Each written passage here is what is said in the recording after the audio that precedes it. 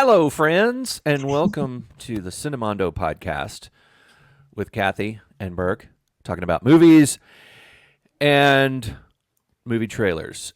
And this is a film that I've been hearing about for a while, and there's a lot of buzz about it. It premiered at the Venice Film Festival, and then at an American film festival, the Toronto, not American, I think Canadian Toronto was it? Yeah. It premiered, and it gets typical of the filmmaker and typical of a lot of my favorite filmmakers. It has really good reviews and some bad ones, and it mixed results. People sometimes don't know what to make of this filmmaker's movies. He's a challenging filmmaker. I mean, but his films are those the kinds that stick with you, like Requiem for a Dream. I'll never forget that movie. Yeah, and like talking about Darren Aronofsky and The Fountain. Oh, Yeah. sorry, I didn't say his name.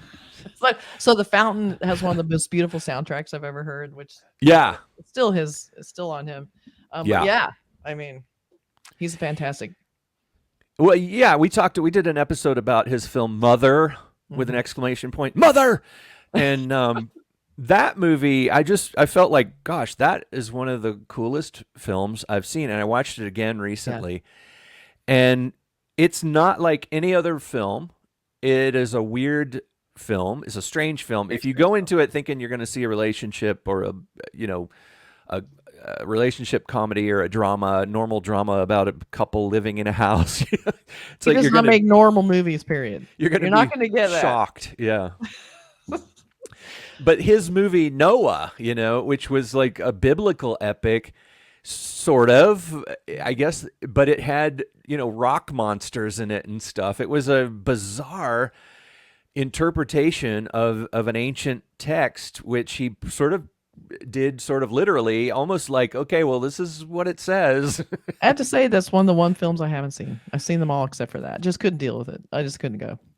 You should check it out. It's not what you. It's like a lot of his movies. Biblical epics. It's not what you think. Okay. It's almost like saying The Exorcist is a biblical epic because it's about satanic, Christian, Catholic, whatever.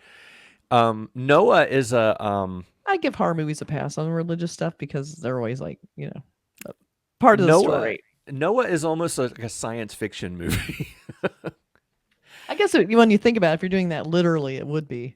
I mean, when you think about it, that's what's kind of cool about it. It's like when you think about, if you look at an old style biblical epic, like Ten Commandments or something, and you think about it in terms of science fiction, it's like this powerful entity is parting the Red Sea. If you sort of bypass the oh Lord, the Lord religious God and stuff, and think about it in terms of like, what the hell? That's bizarre. That is a weird alien creature that's like doing this, and I mean, it becomes science fiction, True. And I think that's what's going on with Noah and with Mother as well. Mother is religious allegory as well, and it takes it into this sort of literal realm. And his most recent film coming up is called The Whale, and has Brendan Fraser, always a fun person in films. People talk down about those mummy movies, but they're fun. They're weird, fun they're super movies. Fun. Yeah, I know. And, you don't always have to be serious. I guess, the mummy's sort of considered kind of poor man's, Indiana Jones. Yeah. But he was still very vital and fun and interesting to watch in those movies. Yeah, he certainly had a great personality back when he was the hot thing. Yeah. In the film industry, he was like it seemed like he was all over the place. He was Tarzan. He was, considered sort of a hottie, right? Like definitely a hottie. Yes, a cute boy. Yeah. Yes, and he worked it because that was his niche at the time. But he got older. I don't know if he had why he kind of dropped out. Besides like just putting on some weight, not even that much weight. Like this.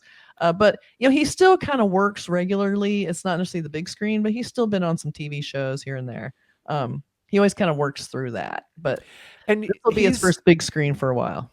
Yeah, and he is one of those actors who is beloved, because when he did drop out of films, I remember reading online, that like whatever happened to Brendan Fraser, and because everybody liked him. He's like a Tom Hanksy kind of guy. You just like him. You think of him as kind of like your pal in the films. And and then when he came back and did some things, people were cheering for him. They're like, yes, he's back. That's right. And but this one is this is an interesting one because he is a little bit older and he has put on a little bit of weight, but he's taken that in this film. The concept of that is exaggerated to the point where he's playing someone who is obese, like someone who is way heavier than he really is. Yeah, this is prosthetics. He's not really that heavy. So, in a way, actors kind of get some grief when they do that because, Renee Zellweger, she wore a fat they call them fat suits in the business. What thing about Pam, and she got a lot of grief for that because she's a very slender woman, and so she put on all this makeup and she looked really heavy, and so she got some grief for that too. So I'm not surprised to hear that he's kind of getting a little bit of heat, even though he's probably dealt with some of that overweight stuff, especially being in the entertainment industry. It's especially brutal about how you look. So exactly, a lot of shit. Yeah. And when that does happen to an actor, it's some people say that stuff. That's like, wow, he really let himself go and all that kind of stuff. And it's like, but you don't say that about your next door neighbor or the guy that works at the post office or something, but you know what I mean? It's like the rest of us have a pass. I mean, when we get older, you get older and that happens. But then, I think when you're in the entertainment industry, I think people believe you have a contract with them, basically, that you're supposed to keep your shit together, period. You're not allowed to be human. You're not allowed to get older. You're not allowed to gain weight, But let's take a look at this trailer, and we'll talk. I always remember what Harrison Ford said when he was on a show. Somebody was talking about Indiana Jones. It's like, wow, he sure got older. And Harrison Ford said, so did you. Yeah, exactly. Do you look as good as Harrison Ford? I don't think so. I know. It's like no matter how old Harrison Ford gets, still looks cool. He's still Harrison Ford. And Brendan Fraser evidently is still Brendan Fraser. So people still love him. Okay, let's see let's go. Oh, let's see what's going on in this. Okay. All right, ready? We got the right trailer? Yes. Ready to roll that trailer, Jimmy? Do we still have a Jimmy? Yeah. All right. Yeah, he's still here. He's somewhere. He's getting ready with the playback. All right, here we go. Ready? Okay. Yeah.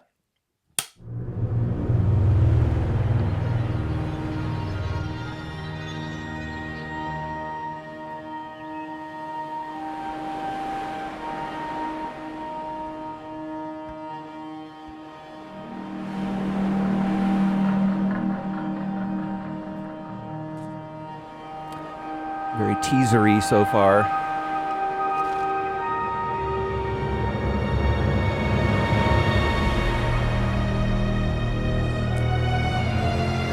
Do you ever get the feeling people are incapable of not caring?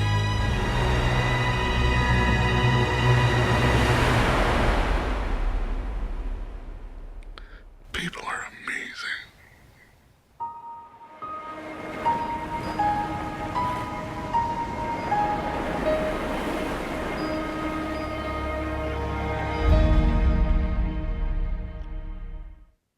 Still kind of a teaser. Wow, yeah, still a teaser. Boy, that was just a few minutes, and I already started to feel like I want to cry.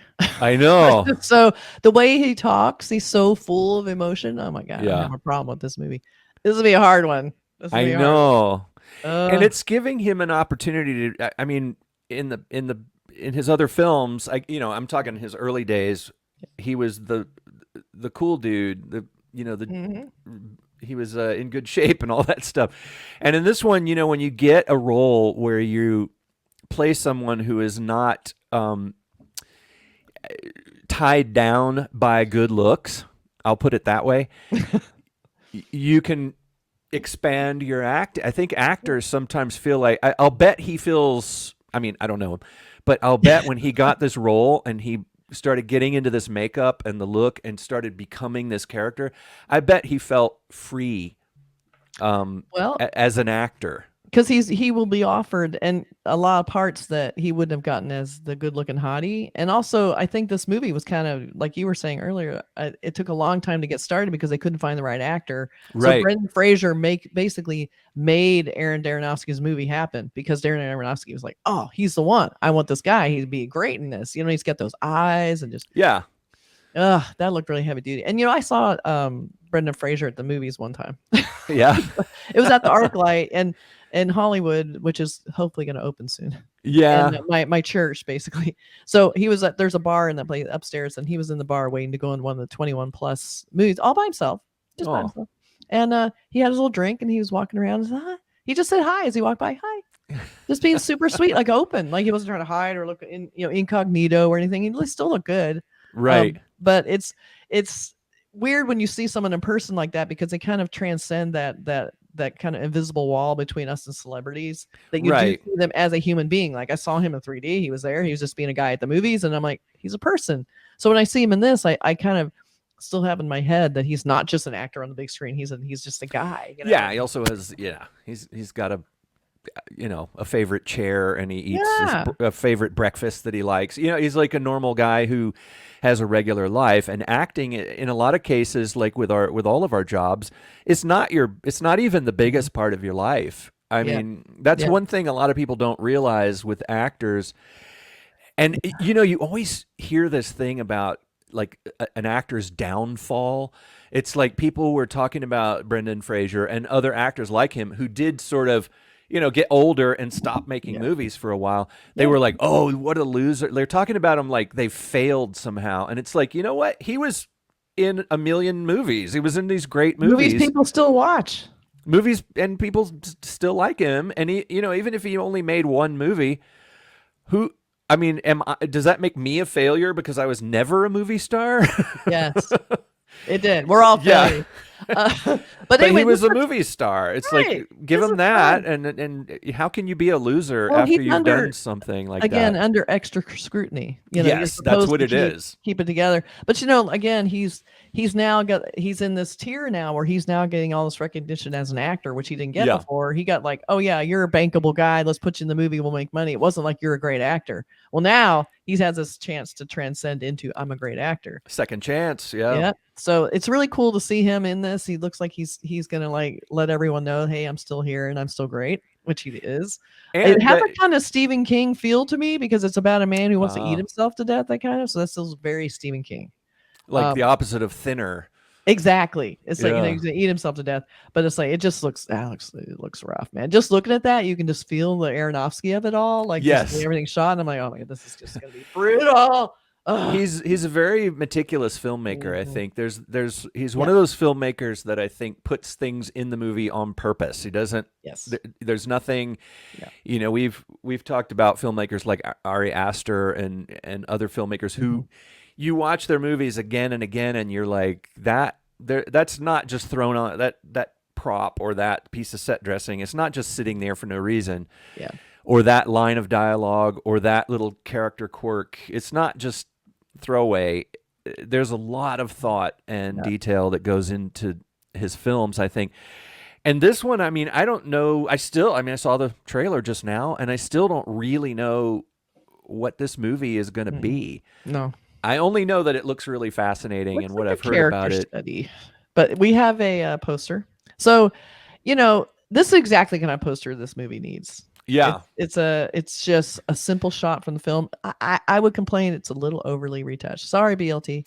Yeah, it's a little bit. Yeah, but that's Painted. Okay because they're probably dealing with how the makeup looks on camera, which is different, and when you're shooting it and when you're seeing it later. But it's just going to have that faraway look on his face. This is super simple. It's getting you inside him. It's like just really beautiful, simple poster, and I'm sure they did a million different ways, graphic and more cinematic maybe, but.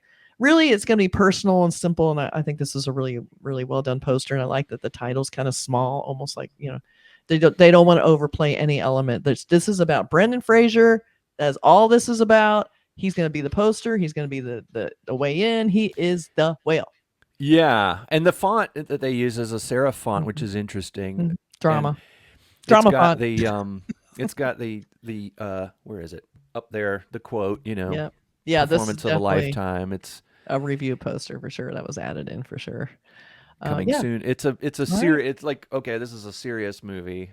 Yeah. It's not a comedy. You No, know, this is an art film. A24 and Aronofsky. That's what you get. it's not like Austin Powers or something.